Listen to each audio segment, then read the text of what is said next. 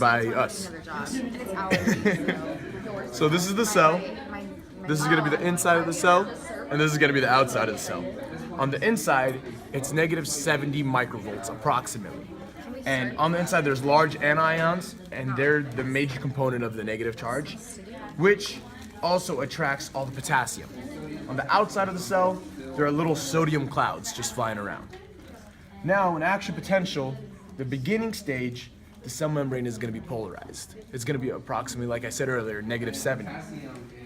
Now, there's an action potential coming in, and it's all or nothing. If it approaches the axon hillock and it's above the threshold, the action potential is going to go through. If not, it's just going to be a local potential, which means it's just going to go to the dendrite and it's not going to go actually all the way through and send the neurotransmitters. But this time, the action potential went through the axon hillock. It's all or nothing. Now, the voltage-gated sodium channel is going to open up. This causes an influx of sodium ions to flood in. Almost all the sodium ions are going to flood in. And once they're all in, it causes the inside of the cell to be depolarized. It's going to be positive 30 microvolts approximately.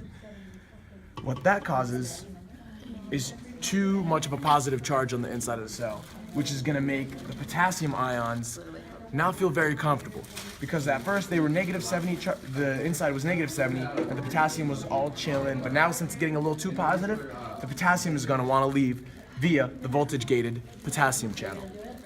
It leaves, it's steadily leaving. This is causing the cell to get repolarized. It's approaching back the resting membrane potential of negative 70. Now, as almost all of them have left, the potassium gets closer to negative 70, but all of a sudden it gets too negative because too many potassiums have left. It's at negative 90 microvolts.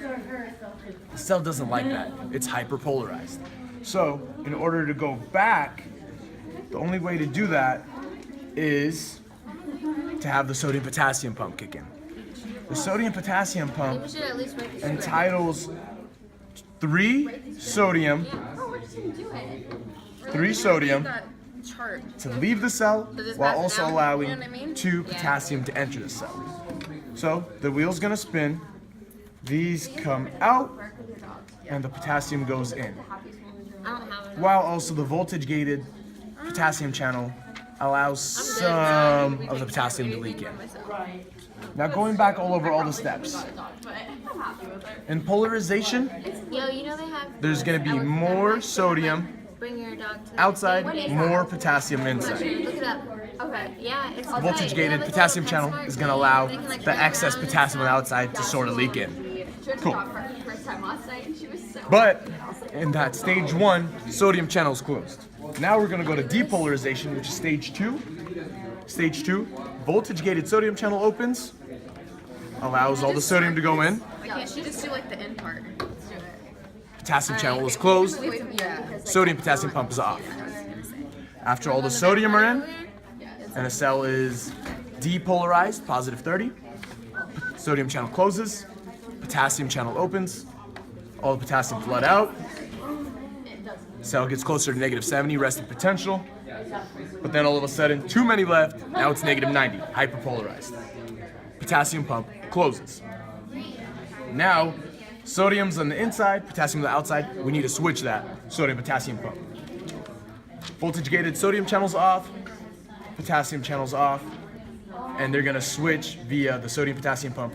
3 sodiums leave, 2 potassiums enter. And that is all. Yes!